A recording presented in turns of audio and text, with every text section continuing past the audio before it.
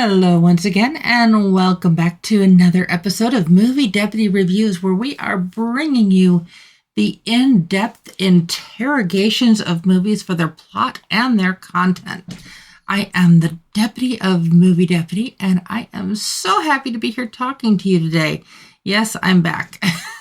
I apologize I didn't get around to an episode for yesterday.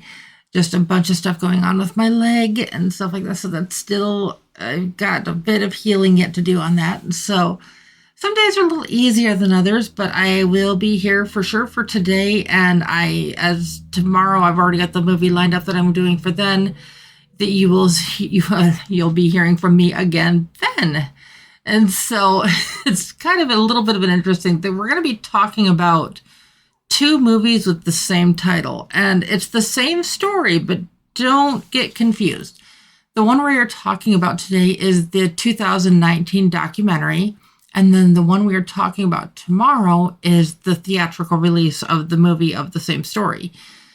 And though it may be the same story, it is drastically different, like night and day. Like sometimes you're wondering if they're even telling the same story. I mean, obviously they are, but the one you get...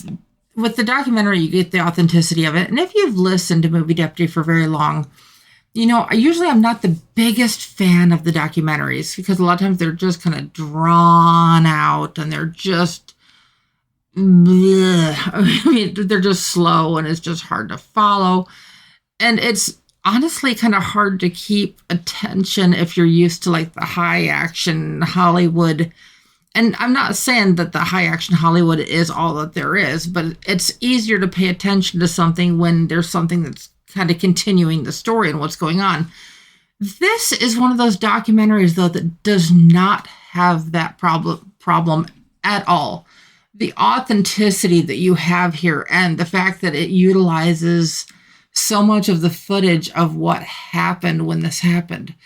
But it's all about these divers, and these deep sea divers are going down in the North Sea, and in order to do their job, they have to go down in basically a giant pressurized canister because of the atmospheres underwater. It's like you're talking multiple hundreds of times the atmosphere of what we have on the surface. And so they have to be at a pressurized situation so it doesn't affect their health in a negative way.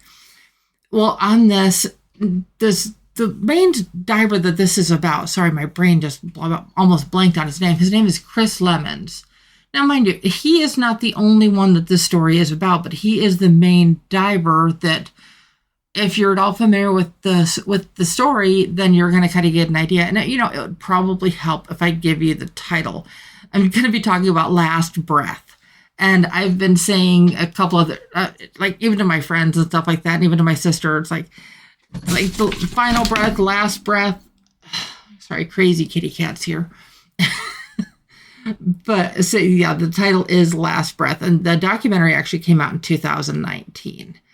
But this, like I said, this is the story of Chris Lemons. But we don't just hear from Chris; we hear from the rest of the crew. We hear from his family. We hear from just pretty much everybody that was actually involved with this, and we get to see the actual submersible, the giant tank that he was pressurized that went down into the water, and with all of that. So it gives you a much more in-depth. It's not Hollywood side of the story. It's what actually happened. And honestly, with seeing this and with seeing the movie, like I said, they're drastically different, even though they're the same story. So this is one, if you have not seen the movie yet, I highly recommend watching the documentary first.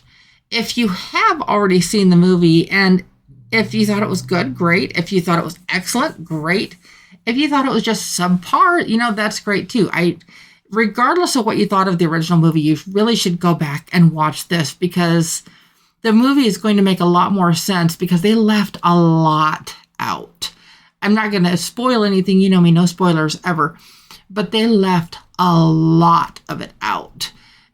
But this main thing that happened, and it's kind of being regarded as a miracle, kind of like that kid that fell through the ice. It was a Angel Studios movie, and he'd been basically declared dead, and then he kind of came back to life.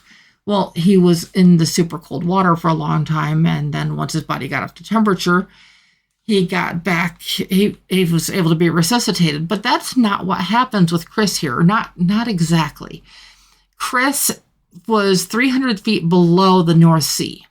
And due to some storms and stuff up on the surface, he ended up getting separated from his umbilical. Now, a diving umbilical is very much like an umbilical on a baby. It's your lifeline. It is your air. It's your vitals. It's everything you need. And mind you, that water is cold.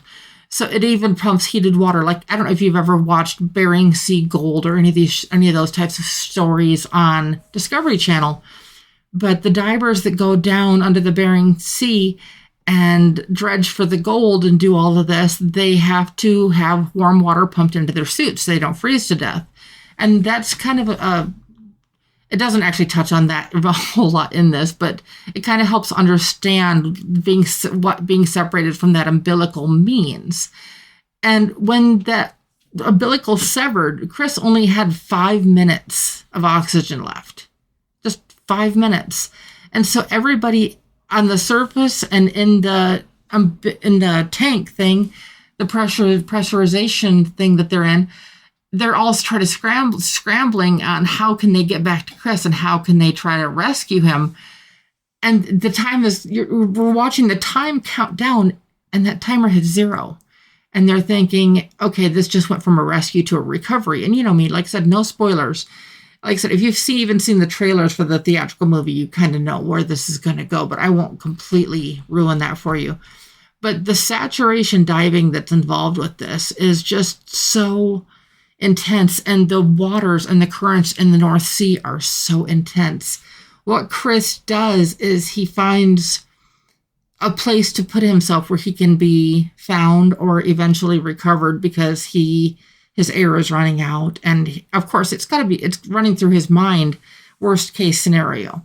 A model that I live in my everyday life with, and it's corny, admittedly, but I hope for the best, but I plan for the worst, because you never completely know how a situation is going to go. So if you're preparing for the extremes on both ends of it, that kind of helps a little bit. But like I said, the clocks are ticking.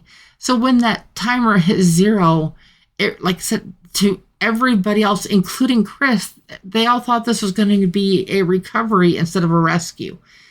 Well, they didn't get to him for 27 minutes.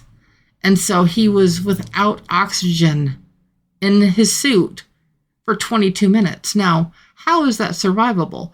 In all things that we understand, it's not.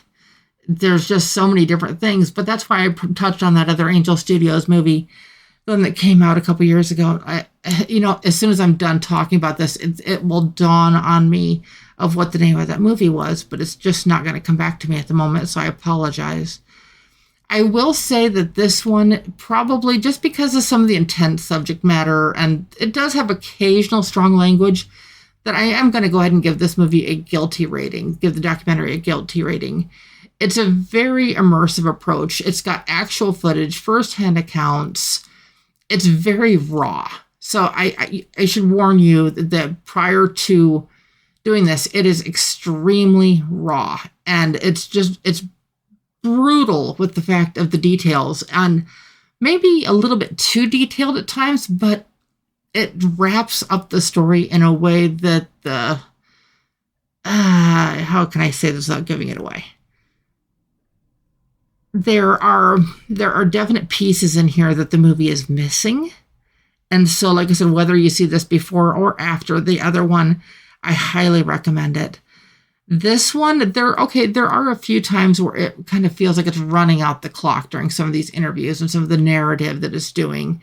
But it doesn't feel like it's really that drawn out. So that's, at least from my perspective, it was able to keep my attention. And for a documentary, that's saying something, at least with me. So like I said, I highly recommend this. Score-wise, you're probably wondering where I'm at on this. I really kind of debated. I was like, okay, low 7s. No, not quite, because it's just not there. And a lot of documentaries like fall in the fives and sometimes even lower than that.